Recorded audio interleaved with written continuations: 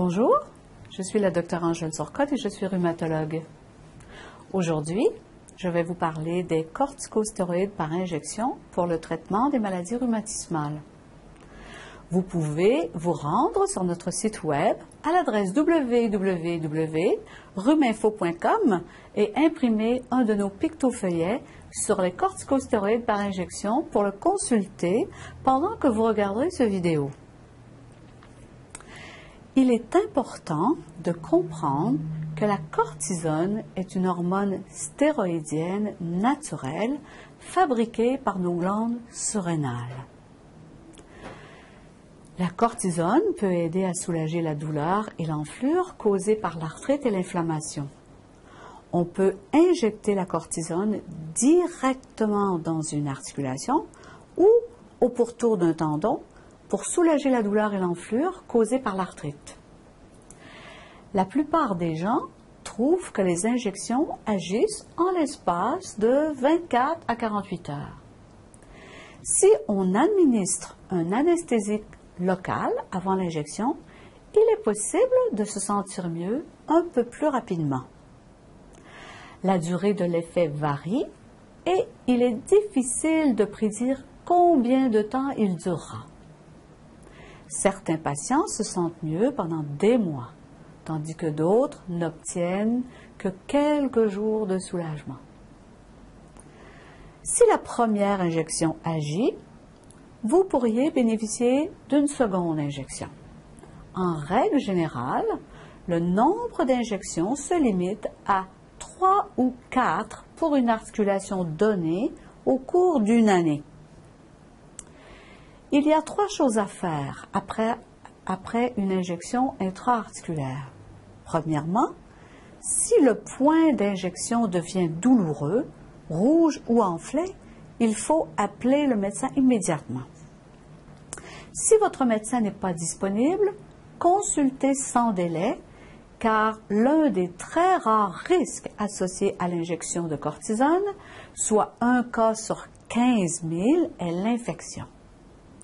Ensuite, si possible, il est préférable de laisser l'articulation au repos pendant au moins 24 heures après l'injection. Cela pourrait aider cette dernière à mieux agir et à durer plus longtemps. Finalement, la cortisone pourrait réduire légèrement votre résistance aux infections. Appelez votre médecin si vous faites de la fièvre ou croyez souffrir d'une infection. Dans de rares cas, l'injection de cortisone peut causer du tort à une articulation ou à un tendon. Votre médecin abordera ce risque avec vous. Après une injection, certains patients sentent des bouffées de chaleur ou des bouffées vasomotrices. Il s'agit généralement de réactions bénignes, mais informez votre médecin le cas échéant.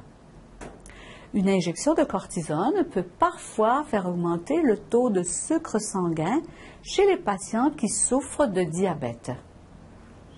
Si vous souffrez de diabète, assurez-vous de mesurer votre glycémie pendant quelques jours après l'injection.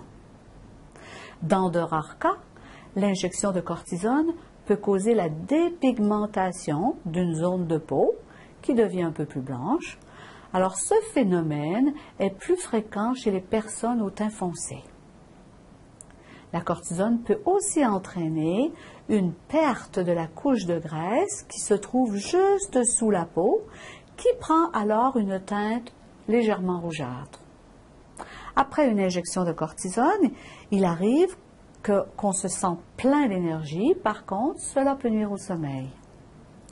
Après une injection de cortisone, appelez votre médecin si vous vous sentez mal ou si vous craignez des effets secondaires.